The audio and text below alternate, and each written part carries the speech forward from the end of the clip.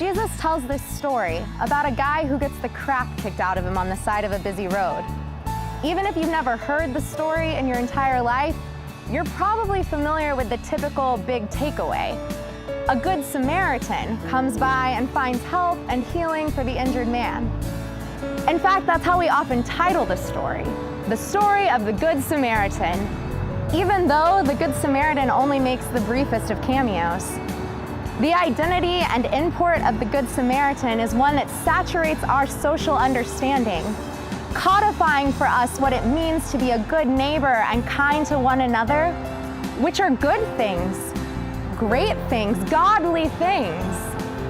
When we rejoice that the Good Samaritan's a compassionate neighbor, when we resolve to be more like the Good Samaritan, those are great responses to this parable, but they're not the only responses.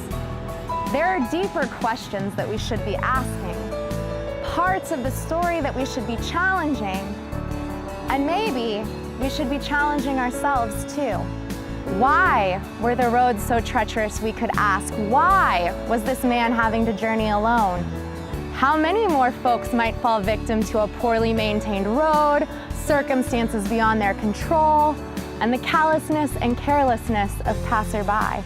When we start asking those questions, when we begin to really live into the full and true meaning of what it means to be a neighbor, we stand side by side with those who are in need of support and change and comfort.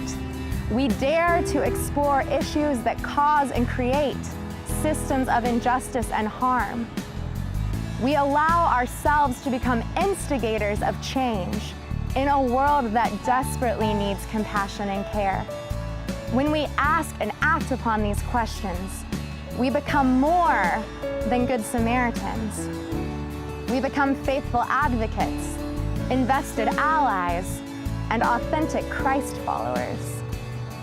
It's this deeper understanding of the story about the guy who got the crap kicked out of him on the side of the road that frames our deeper understanding of our mission to love our neighbors.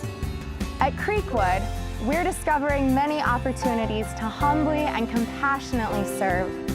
We're continuing to learn more about the systemic issues in our community and world so that we might deploy a more holistic approach to mission that allows us to make deep, lasting impact in the lives of neighbors and in our own lives too.